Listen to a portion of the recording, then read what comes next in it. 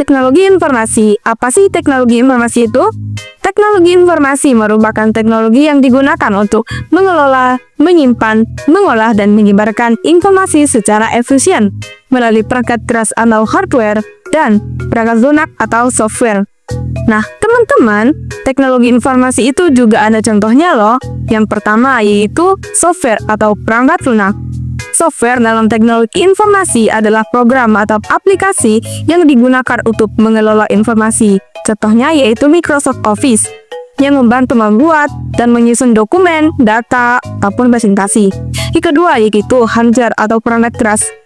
Berbeda dengan software, hardware ini memiliki bentuk fisik dan sebagai pelengkap untuk menjalankan software yang tadi. Contohnya yaitu komputer atau laptop yang digunakan untuk mengolah data dan menjalankan software. Yang ketiga, ada aplikasi. Ada banyak aplikasi dalam teknologi informasi yang sering kita pakai. Contohnya adalah WhatsApp yang sering kita gunakan untuk komunikasi melalui pesan, panggilan, ataupun video. Adapun juga Google Maps yang membantu navigasi dan menemukan lokasi. Adapun juga Shopee yang memudahkan kita untuk belanja online, atau Duolingo yang menyediakan pembelajaran bahasa secara interaktif dan lain-lainnya. Nah, yang keempat itu ada jaringan. Contohnya yaitu internet, yaitu jaringan global yang memungkinkan komunikasi dan pertukaran informasi. Adapun juga LAN, yaitu jaringan lokal yang menghubungkan perangkat dalam area kecil seperti kantor atau rumah. Wi-Fi ataupun teknologi nirkabel untuk mengakses internet atau jaringan lokal dan lainnya. Nah, terakhir yaitu sistem. Contohnya seperti sistem manajemen basis data yaitu DBMS, mengelola dan menyimpan data yang digunakan oleh organisasi. Adapun juga sistem informasi manajemen atau MIS, yaitu menyediakan laporan dan informasi yang membantu dalam manajemen dalam pengambilan keputusan. Nah, selanjutnya yaitu peran teknologi informasi dalam kehidupan kita sehari-hari. Yang pertama yaitu mempermudah komunikasi. Seperti sudah saya jelaskan tadi, yaitu adanya WhatsApp itu membantu manusia berkomunikasi dalam jarak jauh sekalipun. Kedua, itu mendukung bisnis dan e-commerce seperti Shopee, Tokopedia, dan lain-lain yang menyediakan wadah untuk bisnis. Ketiga yaitu membantu pendidikan seperti Duolingo dan Ruang Guru yang menyediakan pendidikan berbasis digital.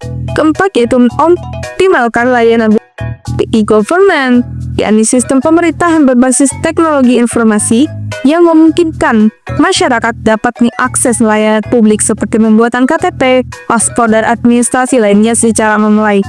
Misalnya, sistem administrasi kependudukan atau SIAK di Indonesia. Nah, teman-teman, ada yang tahu tidak apa itu hukum teknologi informasi? Para pakar biasanya menyebut ini hukum cyber atau cyber law. Nah, apa sih cyber law atau hukum teknologi informasi tersebut? Nah, cyber law atau hukum teknologi informasi yaitu hukum yang khusus mengatur kejahatan di internet termasuk melindungi mereka yang beraktivitas atau para pelaku e-commerce, e-learning, pemegang hak paten, dan lain-lainnya yang terkait dengan aktivitas digital. Mengapa sih teknologi informasi itu membutuhkan sebuah hukum? Simpelnya, hukum di internet itu diperlukan karena perkembangan teknologi digital telah menciptakan peluang baru sekaligus risiko seperti penipuan online, penjualan data, peretasan, dan pelanggaran hak cipta.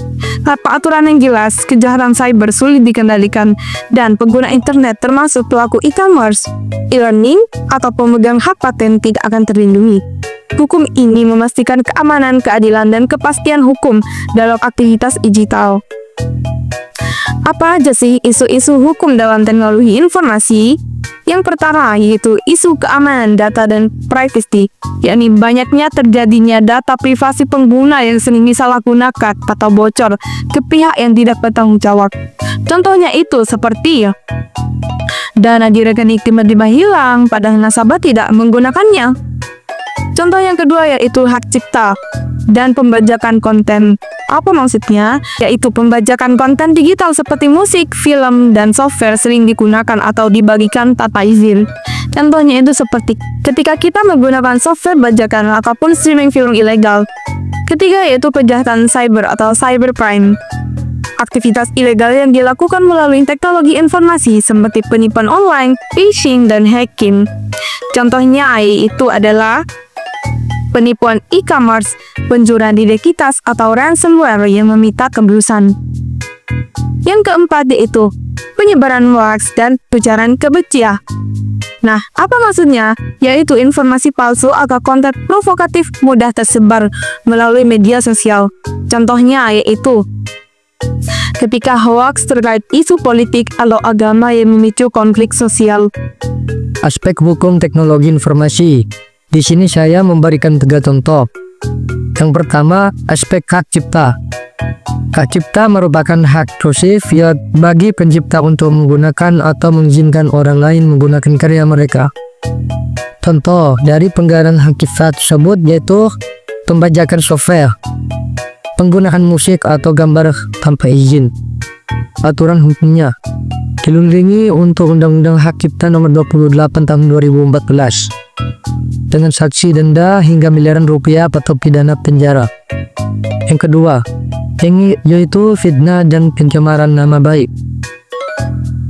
Fitnah dan pencemaran nama baik yaitu penyebaran informasi palsu yang merusak reputasi seseorang. Contohnya, seperti tuduhan tanpa bukti di media sosial. Aturan hukum yaitu diatur dalam pasal 27 ayat 3 Undang-Undang ITE dengan sanksi penjara maksimal 4 tahun atau denda maksimal 750 juta. Yang ketiga adalah aspek privasi. Privasi adalah hak individu untuk melindungi data pribadi dari akses atau penyebaran tanpa izin. Contohnya, penyalahgunaan data penggunaan oleh aplikasi tanpa persetujuan. Aturan hukum yaitu dilindungi oleh Undang-Undang PDB Nomor 27 Tahun 2022 dengan sanksi teguran, pencabutan izin hingga denda administratif. Selanjutnya, sebagaimana cara mengatasi isu hukum dalam teknologi informasi. Ada beberapa cara. 1. Regulasi yaitu pemerintah untuk membuat undang-undang seperti Undang-Undang ITE dan Undang-Undang Perlindungan Data Pribadi untuk mengatur aktivitas digital dan melindungi hak pengguna. Contoh, Undang-Undang PDP untuk melindungi data pribadi yang menyalahgunakan. Kedua, peningkatan kesadaran masyarakat dengan edukasi masyarakat tentang keamanan siber, etika digital dan cara melindungi secara mandiri.